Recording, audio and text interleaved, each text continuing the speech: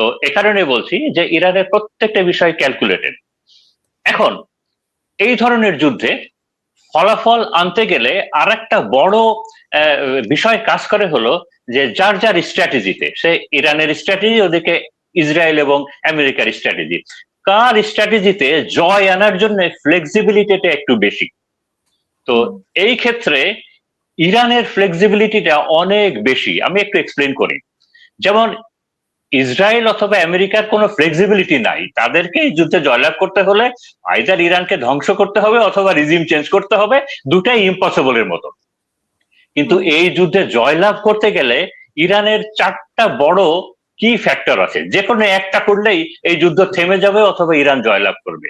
তার একটা হলো যে ইরান যদি ইসরায়েলে একটা সাবস্টেন্সিয়াল ড্যামেজ করতে পারে, ইসরায়েলকে মোটামুটি ওই লেভেলের ড্যামেজ করতে পারে যে ইসরায়েল যুদ্ধবিরতির জন্য মানে আমেরিকাকে চাপ দেয় কিংবা বিভিন্ন ইসে চাপ দেয়, যে ওই লেভেলের। তো আমরা যতদূর জানি ইরান কিন্তু ইসরায়েলের যথেষ্ট ড্যামেজ করেছে, এবং যে ড্যামেজের কথা আমি বলছি তার কাছাকাছি চলে গেছে। ইসরায়েলের আক্রমণের, তার নিউক্লিয়ার বেজের এবং সবকিছু এই যুদ্ধের, তার সব থেকে বড় হাব যেটা নাভাডিম বলে, এই নাভাডিম মানে অত্যন্ত অত্যন্ত খারাপ ভাবে ক্ষতিগ্রস্ত হয়েছে।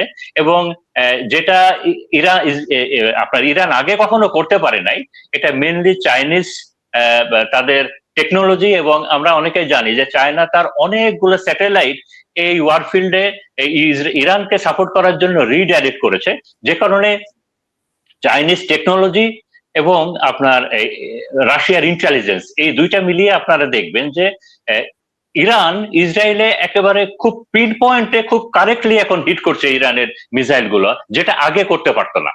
তো এটা গেল স্ট্র্যাটেজিক্যাল একটা পয়েন্ট। ইরানের এরকম চারটা পয়েন্ট আছে। 2 নম্বর পয়েন্টটা হলো, ইরান যদি হরমুজটাকে, হরমুজ হলো যেটা বললাম যে আমেরিকান ইকোনমি কিংবা ওয়ার্ল্ড ইকোনমির একটা আর্টারি, ইরান যদি হরমুজটাকে যেভাবে কন্টেন করে আছে, এভাবে যদি সে আর 15-20 দিন কন্টেন করতে পারে, যুদ্ধবিরতি আপনার আসবে, যুদ্ধবিরতি অথবা আপনার ইসরায়েল এবং আমেরিকা পিছিয়ে হতে বাধ্য হবে। 3 নম্বরটা হলো, হ্যাঁ আমি 2 মিনিটে শেষ করে ফেলে দিব। আমেরিকা কোনোভাবেই চায় না যে মিডল ইস্টের ওয়েল ফিল্ড গুলোর ক্ষতি হোক। আমেরিকা কোনোভাবে চায় না সে মিডল ইস্টের ওয়েল ফিল্ড গুলো ক্ষতি হোক। ইরানের যে ওয়েল ফিল্ডে আক্রমণ করেছে এটা ইসরায়েল করেছে, যার কারণে এই বিষয়ে আমেরিকা অনেক নাখোশও আছে।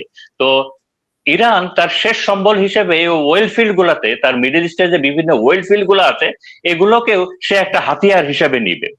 তো এই যে বিষয়গুলো বললাম, তো এই বিষয়গুলা যদি ইরান, এই যে এগুলো হলো ইরানের স্ট্র্যাটেজিক্যাল হলো তার মানে তার ফ্লেক্সিবিলিটি।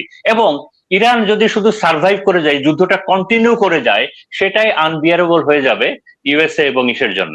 এখন এই যুদ্ধ শেষ করার জন্য দুইটা কোশ্চেন, জেনুইন কোশ্চেন সবার সামনে চলে আসে, যে ইরানে কি গ্রাউন্ড ফোর্স আসবে? কারণ গ্রাউন্ড ফোর্স ছাড়া তো কোনো কিছু সম্ভব হচ্ছে না। তো অনেকেই বলেন যে ইরানে গ্রাউন্ড ফোর্স আসবে, কিন্তু এটা ইসরায়েল থেকে কোনো গ্রাউন্ড ফোর্স আসবে না, কারণ ইসরায়েলের জন্য সেটা ইম্পসিবল। ইসরায়েল অলরেডি হামাস এবং ওখানে হিজবুল্লাহ আছে, ওই ফ্রন্টটা সামলাতে এবং ইসরায়েলের ভেতরকার সিকিউরিটির জন্য ইসরায়েলের যে সৈন্যবাহিনী আছে তারা অলরেডি কন্টেন্ট, তো সেখান থেকে তারা আসতে পারবে না। তো এবং ইসরায়েলের ডক্ট্রিনটা এরকম যে ইসরায়েলের প্যাটার্নটা এরকম যে ইসরায়েল তার যুদ্ধ করবে তার বাউন্ডারির বাইরে। তো ইসরায়েলের আর্মি ওইখান থেকে একটা অংশ সরে গেলেই হামাস অথবা হিজবুল্লাহ তারা ইসরায়েলের ভিতরে চলে আসবে, ইসরায়েল ওইদিকে যাবে না। আর আমেরিকার আর্মি যদি ইরানে ল্যান্ড করে, মিলিটারি থিঙ্কাররা সবাই বলে যে ল্যান্ড ফোর্স একটা জায়গাতে চলে আসা মানে অটোমেটিক্যালি যুদ্ধটা দীর্ঘমেয়াদী হওয়া। মানে ইউএস এর ফোর্স ইরানে ল্যান্ড করা মানে এই যুদ্ধটাকে অনেক দীর্ঘমেয়াদীর দিকে নিয়ে যাওয়া। তখন ইরানের জন্য কোনো বাধা থাকবে না, সে তার নিউক্লিয়ার প্রজেক্টের দিকে যাবে। এবং আমরা অনেক বিভিন্নভাবে খবর পাচ্ছি যে আইদার ইরান তার নিউক্লিয়ার ক্যাপাবিলিটি অর্জন করে ফেলেছে, অথবা ইরান এমন একটা জায়গায় আছে যে তার লঞ্চার রেডি আছে, নিউক্লিয়ার বোমা তৈরির সব কাঁচামাল রেডি আছে, এভরিথিং ইজ রেডি আছে, সে কয়েকদিনের ভিতরে তৈরি করে ফেলে দিবে। তো এরকম একটা অবস্থায় আছে।